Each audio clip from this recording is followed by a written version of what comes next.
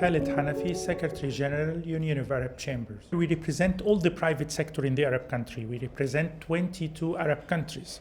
Plus, we have also 16 joint chambers outside the Arab region. The private sector in the Arab countries nowadays contributes to more than 75% of the GDPs of these countries, which means that the private sector is dominant in the production, which means that the market values, the liberalization in the economy, the free markets, the efficiency is more and more.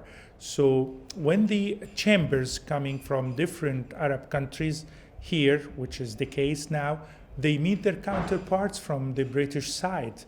They express themselves, they exchange the ideas, the concepts, the opportunities. Also, they explain the new trend that exists in the Arab countries. Many of the Arab countries nowadays, they achieved success in areas aside from the traditional ones that their economies used to be based on. Also, there are developments in the areas of ports, in logistics, in the supply chain, in the technology. The main asset that the Arab countries acquire nowadays is the human resources, the youth, and the education now is getting better and better in these countries. So the opportunities are great.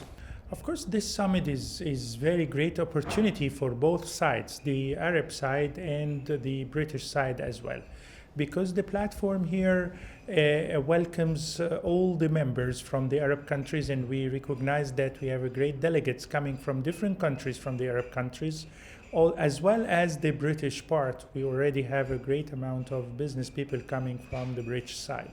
But the idea is not just having this great number from both sides, but also tackling topics which considered very important to the relation between the Arab world and the United Kingdom in general. Because the idea now is that we have to avoid the stereotyping of having just simple trade relations in the form of exports and imports.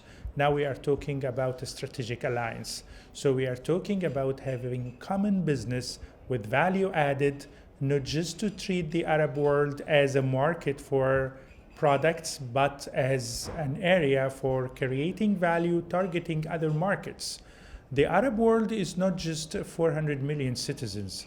It's a 400 million citizens plus the access to a market for 2 billion citizens based on the trade agreements that the Arab countries are engaged with in Africa, for example, in the European Union as well, in the some Asian countries, America, Turkey, and many other countries. So the idea now is to capitalize on the competitive advantage that exists in the Arab world.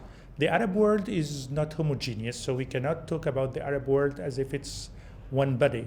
The Arab world has different types of countries. Each country has characteristics. So we can segment the Arab countries into 4 or 5 segments. And each segment has its own competitive edge. Accordingly, there are opportunities for great benefits when dealing with the Arab world.